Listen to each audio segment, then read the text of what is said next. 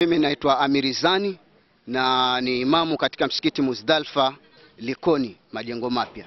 Nilipofika hapa nimepata ya kwamba ni ukweli mashoga wapo, na nimeshuhudia pia kuwaona mashoga watatu ndani ya gari ambao walikuwa wanatolewa, na wengine wametoka na mlango wa nyuma wakaenda zao. Kwa hivyo, lakini sisi tulikuwa malengo yetu ni kuwakusanya wote na tuwaeke kwenye vyombo vya habari tuwajue, ikiwa tuko na vijana wetu hapa Likoni pia tufahamu wamo, ama ikiwa ni wageni wote waliokuja tufahamu ya kwamba ni mashoga kutoka sehemu nyingine wamekuja kufanya uhasi.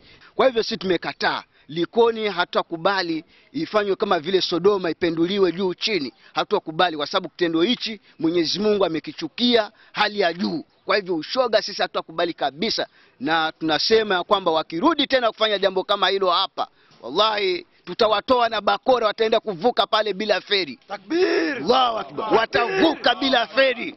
Wakirudi tena Likoni tutawaonesha kwamba Likoni na wenyewe na Likoni na waume kweli. Kwa hayo machache wote mashoga wasikie. Katiba ambayo imeandikwa Kenya si katiba ya Mungu. Ni katiba ya watu walibambanya, na hao wenyewe pia hiyo katiba wamekiuka kabla haijamaliza miaka 5. Kwa hivyo sisi tunasema mashoga wakija tutawatandika, na katiba ipo. Sisi tumesema Likoni hataki hiyo tabia. Yale mashirika ambayo wanapatia training ya hawa mabana, wao ni ndugu zetu, na bali tumeshawatambua kwamba wao hawako pamoja na ya Mungu, pia na wachunge akili zao. Tutawaekea gadi hawa, na wakifanya mchezo mboko watakula. Hawatoshi hawa.